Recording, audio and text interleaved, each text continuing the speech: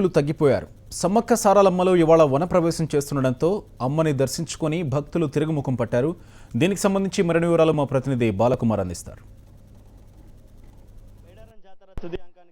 నేడు వనదేవతల వనప్రవేశంతో జాతర ముగియనుంది. ఈ మేరకు అధికార యంత్రాంగం ఏర్పాట్లు చేస్తుంది. ప్రస్తుతం మనం జంపన్నవాగు వద్ద ఉన్నాం. జంపన్నవాగు మొత్తం కూడా పలచబడింది. నిన్నటి వరకు జనసంద్రంగా మారిన జంపన్నవాగులో ఇప్పటికీ చాలా మంది భక్తులు అమ్మవార్లను దర్శనం చేసుకుని తిరుగు ప్రయాణం అవుతున్నారు. తిరుగు ప్రయాణం కూడా ప్రారంభమైంది. చూస్తున్నాం జంపన్నవాగులో ఇంకా శివసత్తుల పూనకాలు కావచ్చు, భక్తుల పుణ్యస్నానాలు ఆచరిస్తూనే ఉన్నారు. అయితే గత 2 రోజులతో పోలిసి ఈరోజు జనం కాస్త రద్దీ తగ్గింది. చాలామంది కూడా అమ్మవార్లను దర్శనం చేసుకున్న అనంతరం తిరుగు ప్రయాణం అవుతున్నారు. ప్రస్తుతం శివసత్తుల పూనకాలు కూడా మనం చూడొచ్చు విజువల్స్లో. చాలామంది భక్తులు దర్శనం చేసుకొని తిరుగు ప్రయాణం అవుతున్నారు. సుమారు కోటికి పైగా భక్తులు ఈ 3 రోజుల్లో అమ్మవార్లను దర్శనం చేసుకున్నట్లు కూడా అధికారులు ప్రకటించారు. మరికొద్దిసేపట్లో అఫీషియల్గా జిల్లా కలెక్టర్ కావచ్చు, ఎస్పీ మీడియా సమావేశంలో మొత్తం జాతరలో ఎంతమంది వచ్చారు, ఎంతమంది దర్శనం చేసుకున్నారు, ఎలాంటి సౌకర్యాలు కల్పించామనే అంశాలను వాళ్ళు మాట్లాడుతుంటారు. జాతరకు వచ్చిన భక్తులు ఖచ్చితంగా జంపన్నవాగులో స్నానాలు చేయడం ఒక ఆనవాయితీగా వస్తుంది. ఇక్కడ స్నానం చేస్తే తమ పాపాలు తొలగిపోతాయని ఒక నమ్మకం ఉంటుంది. అందుకే ఇక్కడికి వచ్చి స్నానాలు చేస్తుంటారు. పుణ్యస్నానాలు ఆచరించినాకనే అమ్మవార్లను దర్శనం చేసుకుంటారు. చాలామంది భక్తులు కూడా ఇప్పుడు ఉన్నారు. అమ్మవార్ల పూనకాలు చేస్తున్నారు. చాలామందికి అమ్మవారు తమకు సోకినట్టు భవిష్యవాణి కూడా చెప్తున్నారు. ఆ భవిష్యవాణి చెప్తున్న దృశ్యాలు మనం చూస్తున్నాం. జంపన్నవాగులో ఇలాంటి దృశ్యాలు సర్వసాధారణం. చాలామంది అనేక భక్తులు కూడా చాలా ఎంజాయ్గా పుణ్యస్నానాలు చేయడం కూడా చాలా భక్తులు పుణ్యస్నానాలు చేస్తూ జంపన్నవాగులో జనసంద్రం చాలా కూడా మేరకు తగ్గిపోయింది.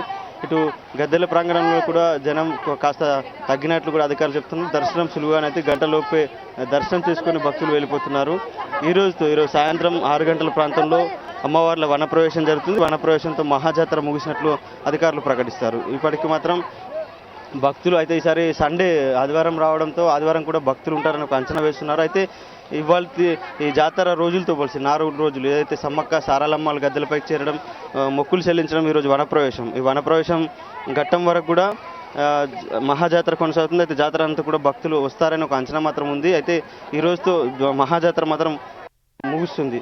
దీనికి సంబంధించి ఇప్పుడు సమ్మక్క చిలకలగుట్టకు సారాలమ్మను కన్నెపల్లి గ్రామానికి పగిడిద్దరాజు గోవిందరాజులను కూడా తమ స్వగ్రామాలకు కూడా పంపించడంతో జాతర తంతు ముగుస్తుంది. చాలామంది భక్తులు ఇక్కడికి వచ్చి తమ పుణ్యస్నానాలు ఆచరిస్తున్నారు. ఈరోజు పుణ్యస్నానాలు ఆచరించి తిరిగి ప్రయాణం అవుతారు. చాలా మంది ఇక్కడి నుంచి వచ్చారు. ఇక్కడ ఎట్లా ఉంది పుణ్యస్నానాలు చేయడం? బాగుంది.